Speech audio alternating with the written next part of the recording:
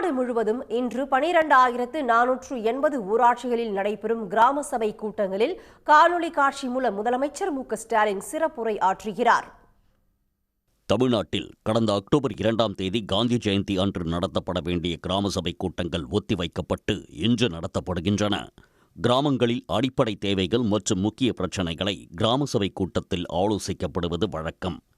அந்த வகையில் இன்று 12,480 கிராமங்களில் கிராம சபை கூட்டங்கள் நடைபெறவுள்ளன. இவற்றில் முதலமைச்சர் மு.க.ஸ்டாலின் காணொலி காட்சி வாயிலாக கிராம மக்களுடன் உரையாடுகிறார்.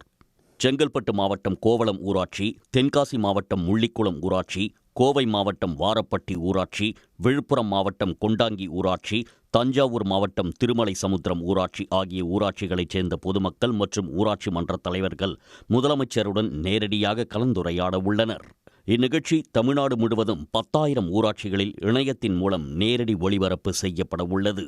இதுகுறித்து செய்தியாளர்களிடம் பேசிய கூடுதல் தலைமைச் செயலாளர் ககன்தீப் சிங் பேடி, உடனடியாக நிறைவேற்ற வேண்டிய முதல் 3 கோரிக்கைகளை பெற்று நடவடிக்கை மேற்கொள்ள அரசு திட்டமிட்டுள்ளதாக தெரிவித்தார். மேலும் தெருக்களில் உள்ள சாதி பெயர்களை நீக்குவது தொடர்பான விவாதமும் கிராம சபை கூட்டங்களில் முக்கிய அம்சமாக இருக்கும் என அவர் தெரிவித்தார். முதன்மையாக கருதப்படும் உடனடியாக நிறைவேற்றக்கூடிய 3 தேவைகள் அந்த கிராம ஊராட்சியிலிருந்து பீப்புள் அவங்க டிசைட் பண்ணணும்.